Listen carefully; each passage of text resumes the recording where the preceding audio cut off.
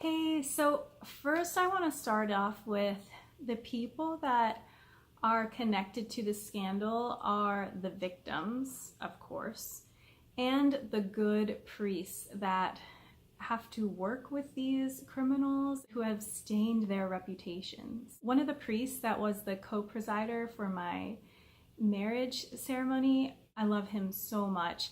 And even before this recent scandal of the church, he would just walk down the street and some stranger would spit on him. And that just breaks my heart. He is the sweetest man. He works with the homeless. And before he became a priest, he used to work in tourism and music because he just wanted to bring joy to people.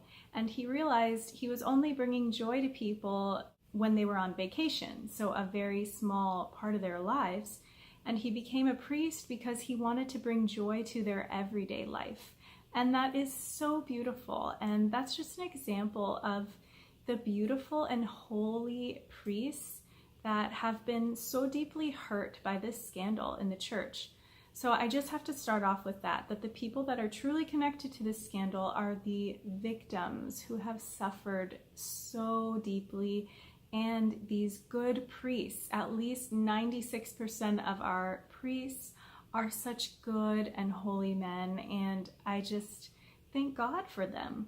I just wanted to make this quick video to sort of explain why I've been so affected by this scandal. When this first broke out in the early 2000s, as a woman who's been called to motherhood and who has always worked with children, of course I was so upset, and I looked to the church for reform, but I never spoke publicly about it.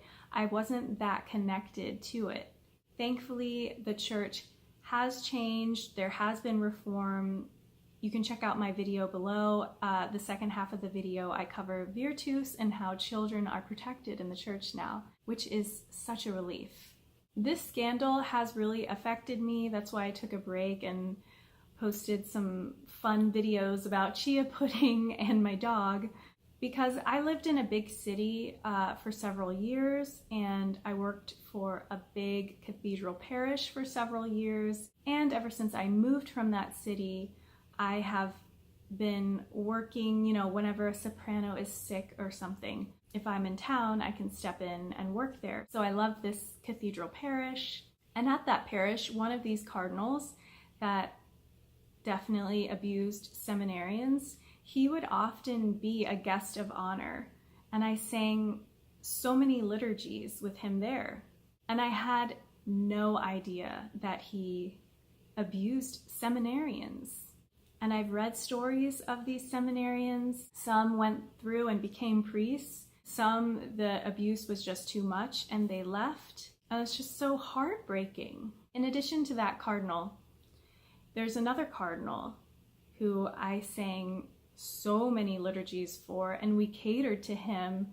His favorite choral piece that was sung for his ordination, we would sing that piece for him for a lot of the big events at that parish. Sometimes me and my colleagues would joke around like, oh, the temperature has changed. Oh, it's because the cardinal's here. We all truly respected and catered to him. For Easter Vigil, I would always sing the Litany of the Saints because he really wanted to hear all the saints' names, so I would make sure to enunciate all the saints. Some good friends of mine that I actually helped facilitate a little bit to start dating. Years later, they married. So beautiful. But when my friend proposed to my other friend, it was after a beautiful mass, and some of my other friends surrounded them and sang this beautiful choral motet, one of their favorites, and it was a surprise, and it was so beautiful. But part of that memory is this cardinal, again, who was there and who blessed my friends, blessed their marriage. And so this cardinal, he's just in a lot of my beautiful memories. And to hear that he didn't handle some cases well, he was corrupt in his handling of money, He put an investigator on a blacklist so that security could see him coming into the church and escort him out. That especially angers me because I have some experience investigating an industry, not the Catholic Church or anything, but wherever there's investigating, there is a wrong that is being hidden and the truth needs to come to light. And that's why we're Catholic, because we believe in the truth. So whenever truth is being suppressed or corruption is being hidden, that infuriates me. Catholics are very passionate about truth. That's why we're Catholic, because it's true. So if anyone is suppressing truth, it angers me. So I just wanted to do a quick explanation of why this has affected me so much. People who've been abused, I cannot imagine what they're feeling. I know people who've been abused, not by priests, but by family members, friends of family.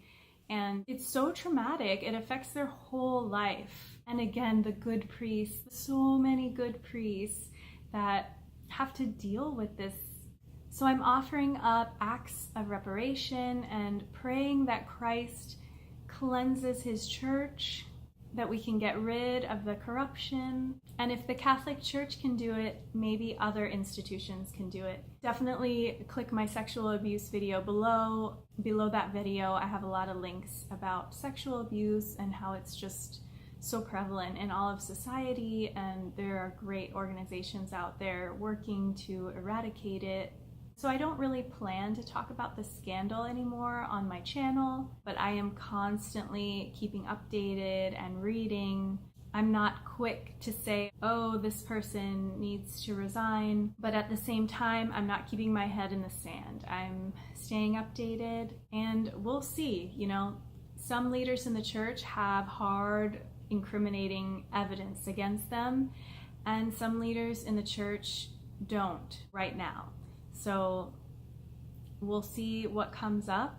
In February, the president of the bishops of each country are meeting with Pope Francis. So we'll see what comes about then. And I think we all need to be patient because we want this to be done correctly and thoroughly. And anyone knows with any task, if you rush, especially with emotion, you know, you're really upset, so you rush through the task, it's not going to be done well. So we want this problem fixed correctly, thoroughly. So I'm staying updated, being patient, praying, and I encourage you to be patient and to pray as well. I hope you're having a great week. Bye.